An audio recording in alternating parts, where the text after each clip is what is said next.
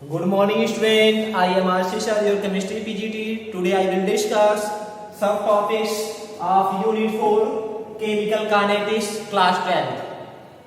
First of all, we will discuss order of chemical reaction.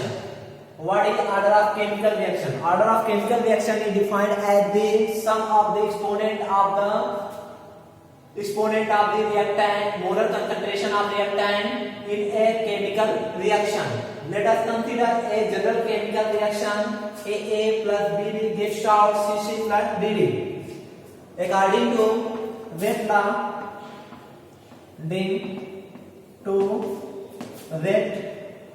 law, we know that Z equal to K molar concentration of reactant A whole raised to power X into molar concentration of reactant B whole raised to power Y, where X and Y are the exponent of molar concentration of reactant A and molar concentration of reactant B respectively. The value of X and Y may or may not be is equal to stoichiometric coefficient A and B respectively.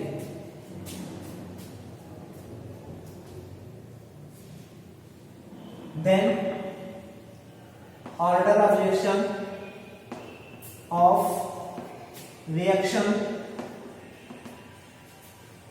is equal to X plus Y. In other words, we can define the order of reaction, the sum of the power of the exponent, sum of the power of the molar concentration of reactant in a general chemical reaction is known as overall order of chemical reaction. For first, there are many types of order of reaction. Some of them are given below. Types of order of reaction.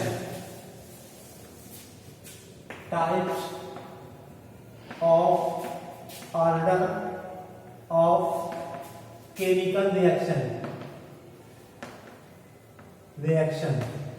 First name is zero order reaction. Second name is first order reaction. Third name is second order reaction. And fourth name is third order reaction. And fractional order reaction, that means half order reaction. So first of all, we will explain zero order reaction. What is zero order reaction? Zero order reaction is defined as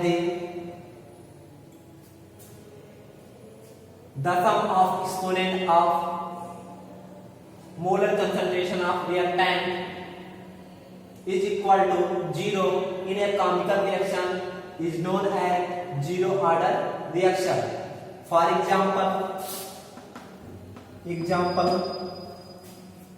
H2 in gaseous state plus I2 in gaseous state gives out 2HI in gaseous state in the presence of sunlight.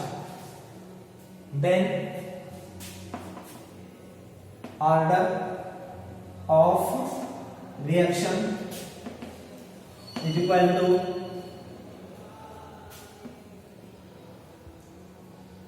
according to Red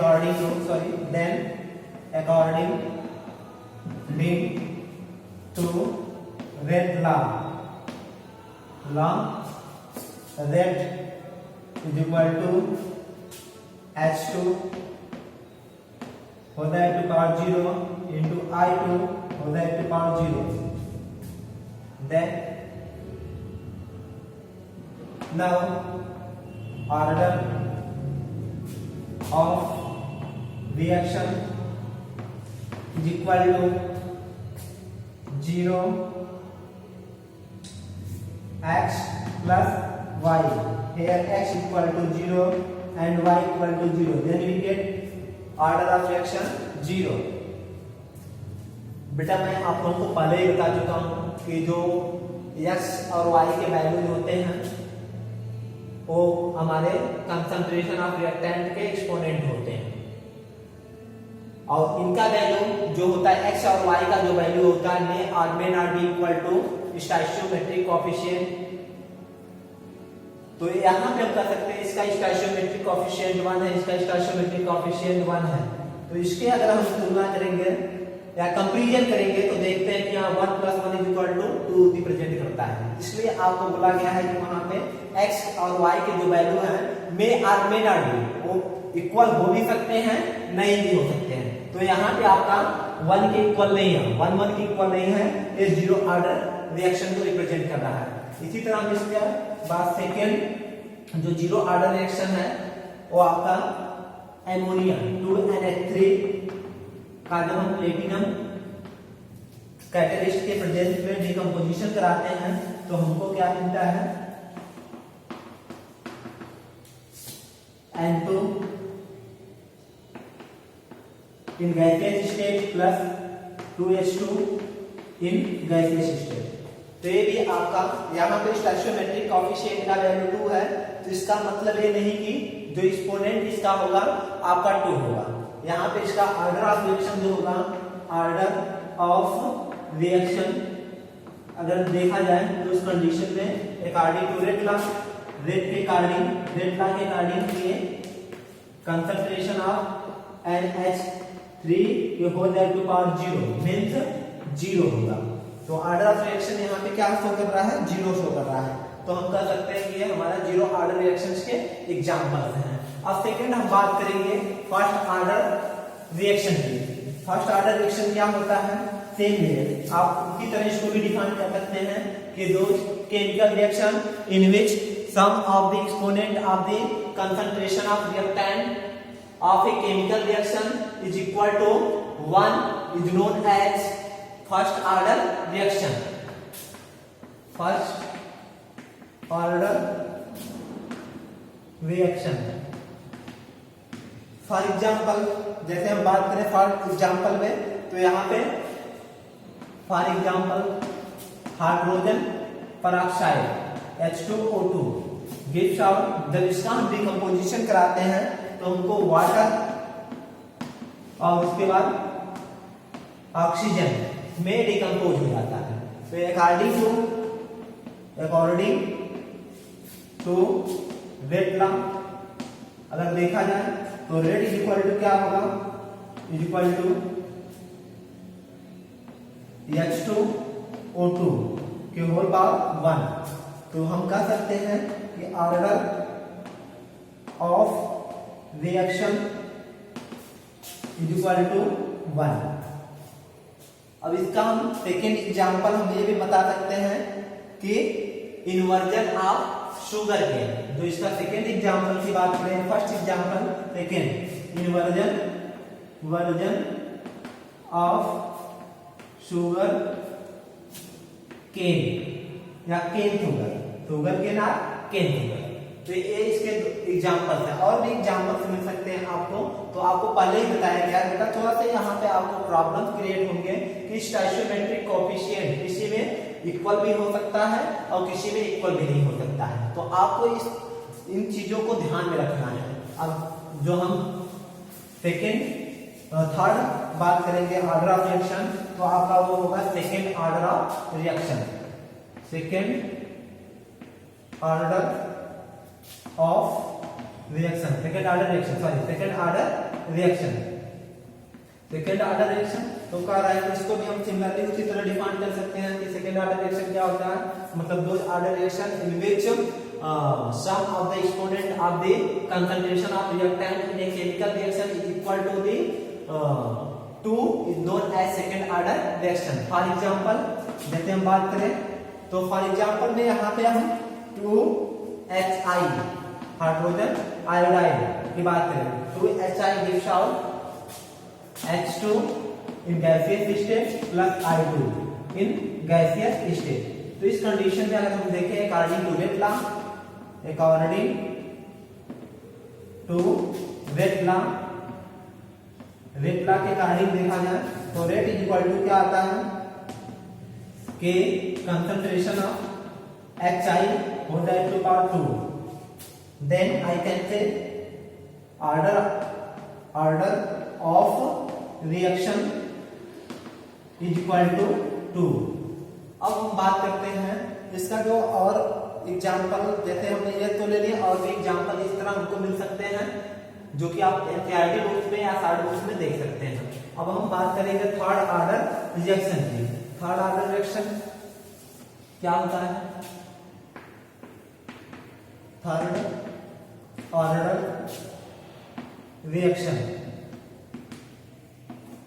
third order reaction तो इसमें हम बात करें तो कहने का मतलब ऐसे रिएक्शन जिसमें जो एक्सपोनेंट मतलब कंसंट्रेशन ऑफ रिएक्टेंट के एक्सपोनेंट का जो सम हो इज इक्वल टू 3i, तो इसे हम क्या बोलते हैं? Third order reaction. Those chemical reaction in which sum of the exponent of the molar concentration of reactant is equal to 3 in a chemical reaction is known as third order reaction. For example की अगर बात किया जाए तो हम यहाँ पे ले सकते हैं आपका ये क्या बोलते हैं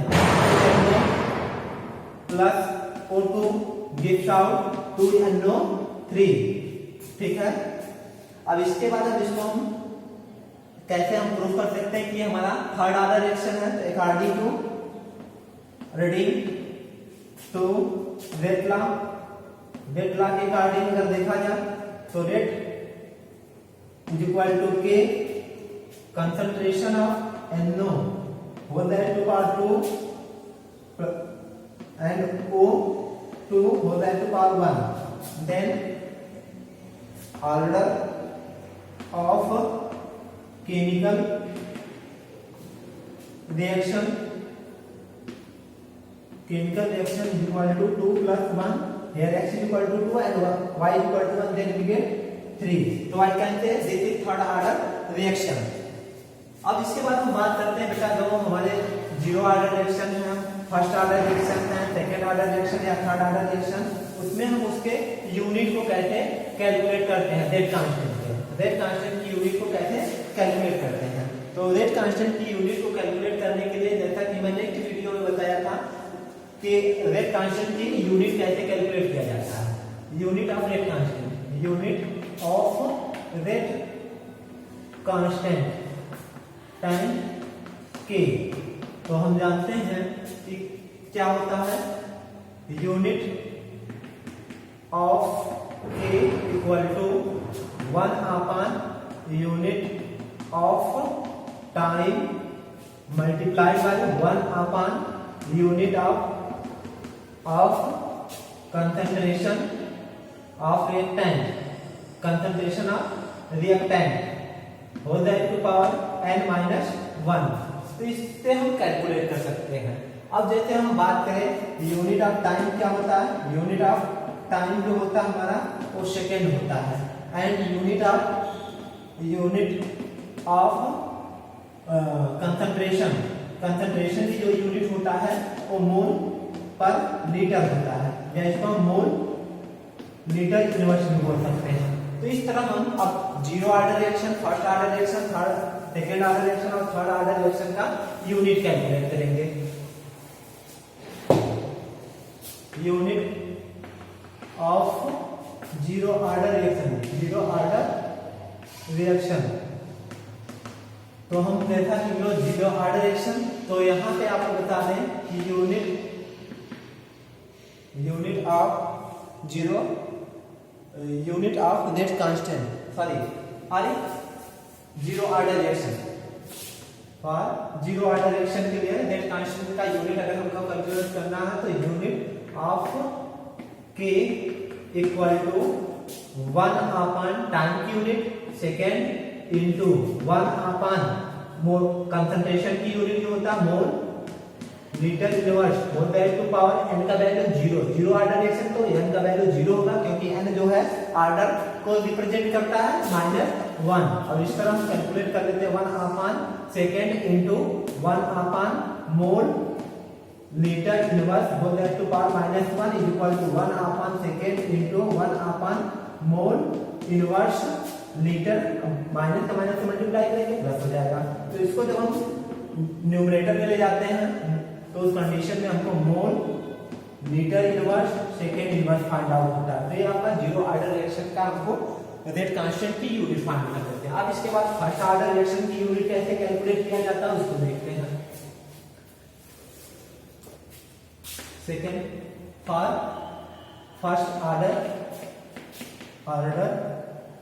reaction, for first order reaction तो same way unit of k means of k means क्या होता है रेट कांस्टेंट की unit is equal to 1 upon time unit second into 1 upon concentration की unit mol litre inverse whole that to power 1 - 1 0 हो जाएगा। जब 0 होगा तो 1 अपन सेकंड इनटू 1 अपन मोल लीटर इनवर्स के होल पावर 0। जब 0 होगा किसी भी वैल्यू के पावर अगर 0 होता है तो उसका वैल्यू कितना होता है 1 होता है। 1 अपन सेकंड इनटू ये 1 हो जाएगा is equal to second inverse find होता है।